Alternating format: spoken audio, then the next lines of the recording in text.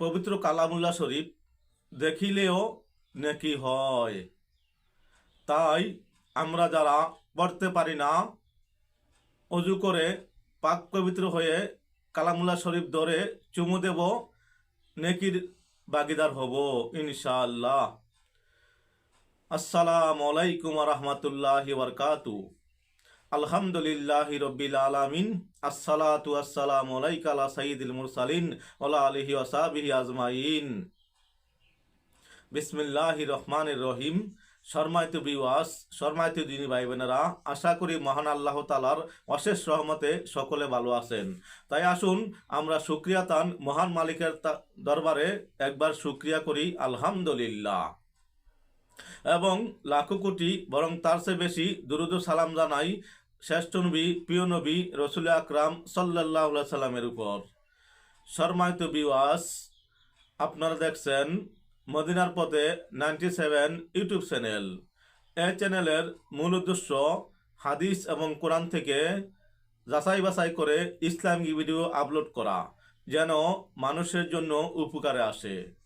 তাই যারা নতুন দেখছেন অনুগ্রহ করে একটি সাবস্ক্রাইব করে পাশে থাকা বেল আইকনটি ওপেন করে দিবেন, যেন ভবিষ্যতে দুই একটি ভালো কথা আপনার কাছে পৌঁছে যায়। সম্মানিত দিনী ভাই বোনেরা, আজকে আমরা একটি পবিত্র বিষয় নিয়ে আলোচনা করব, যা কিনা দেখিলেও সোয়াব, পাঠ করিলেও সোয়াব, শুনিলেও সোয়াব। এটি কি? মহাগ্রন্থ আল কোরআন।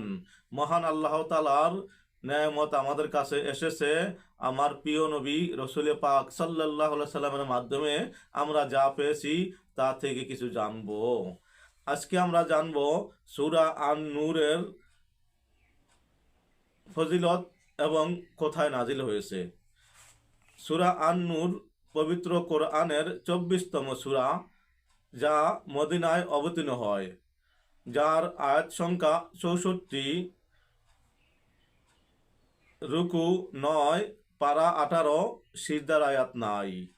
এ সূরার 35 নম্বর আয়াতে একাধিকবার নূর শব্দটি এসেছে, তাই এ নূরার নামকরণ করা হয়েছে সূরা নূর। এ সূরার অধিকাংশ বিধান নারীর সতীত্ব সংরক্ষণ ও পর্দা সম্পর্কিত। নারীদেরকে এ সূরা শিক্ষা দেওয়ার জন্যে হযরত উমর রাদিয়াল্লাহু তাআলা আনহু কুফাবাসীদেরকে উদ্দেশ্য করে লিখেছিলেন, তোমাদের স্ত্রীদেরকে সূরা নূর শিক্ষা দাও।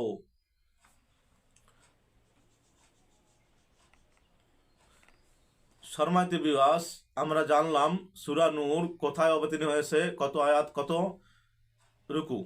এখন আমরা জানব এই সূরা নূর পাঠ করলে কি ফজিলত হতে পারে। এই সূরার বহু ফজিলত রয়েছে, আমরা কয়েকটি আলোচনা করব ইনশাআল্লাহ। ভিডিওটি পুরো দেখার জন্য আহ্বান রইল। সম্মানিত দিনী ভাই বোনেরা, নাম্বার 1, যে ব্যক্তি সূরা নূর তেলাওয়াত করবে তাহলে আল্লাহ তাআলা তাকে দুনিয়ার সকল মুমিন মুমিনাতের, যারা মারা গিয়েছে এবং যারা বেঁচে আছে, তাদের সমপরিমাণ সওয়াব তাকে দান করিবেন। সুবহানাল্লাহ। 2 নম্বর, একজন বাবার দায়িত্ব হচ্ছে সে যেন নিজের মেয়েকে সূরা নূরের শিক্ষা দান করে।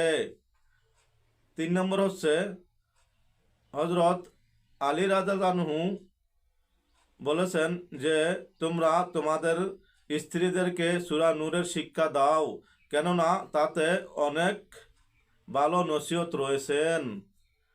4 নম্বর, ইমাম সাদেক রহমতুল্লাহ আলাইহি বলেছেন, তোমরা তোমাদের সম্পদ এবং নিজেদের যৌন শক্তিকে সূরা নূরের মাধ্যমে সংরক্ষণ করো।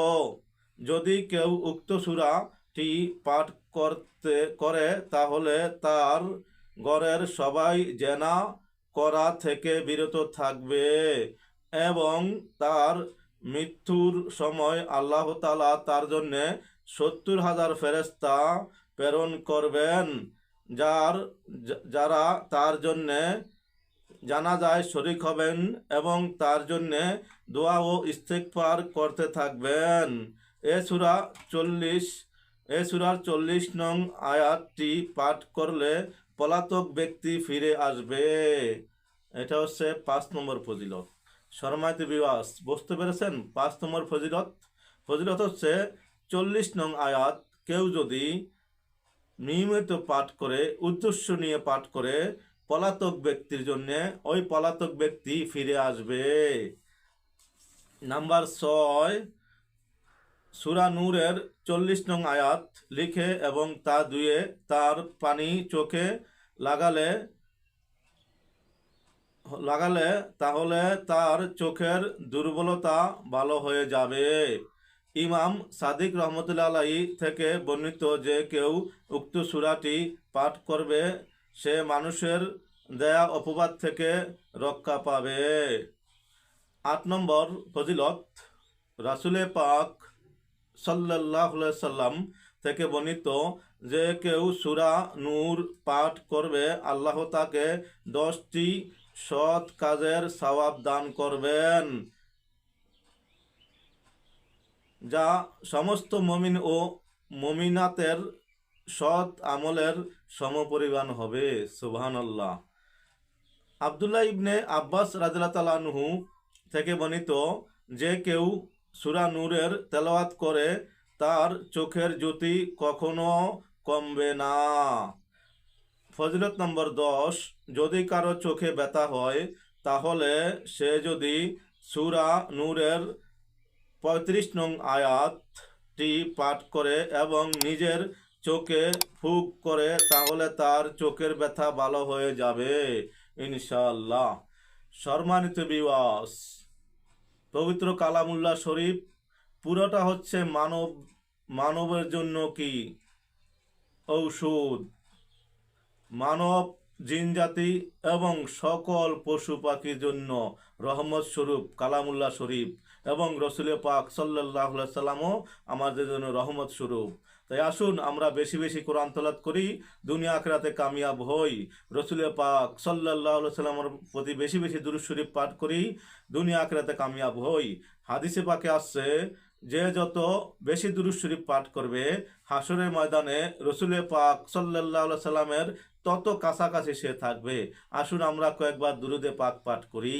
আল্লাহুম্মা সাল্লি আলা সাইয়্যিদিনা মুহাম্মাদিন আন-নাবিল উম্মি ওয়া আলিহি ওয়াসাল্লিম। আল্লাহুম্মা সাল্লি আলা সাইয়্যিদিনা মুহাম্মাদিন আন-নাবিল উম্মি ওয়া আলিহি ওয়াসাল্লিম। আল্লাহুম্মা সাল্লি আলা সাইয়্যিদিনা মুহাম্মাদিন আন-নাবিল উম্মি ওয়া আলিহি ওয়াসাল্লিম। হে আল্লাহ, সকল মুসলমানকে আপনার হাবিবের প্রেমে প্রেমিক বানান। হে আল্লাহ, আমাদেরকে ঈমানের সাথে মৃত্যু দিয়েন। হে আল্লাহ, যা কিছু শুনলাম, যা কিছু বললাম এর উসিলায় সকল মুসলমানকে ক্ষমা করে দেন। সম্মানিত ভিউয়ার্স, সকলের কাছে দোয়া চেয়ে আজকের মতো এ পর্যন্তই। যদি উপকার মনে হয় অবশ্যই একটি সাবস্ক্রাইব, শেয়ার ও লাইক করবেন। সকলের কাছে দোয়া চাই। আসসালামু আলাইকুম ওয়া রাহমাতুল্লাহি ওয়া বারাকাতুহু।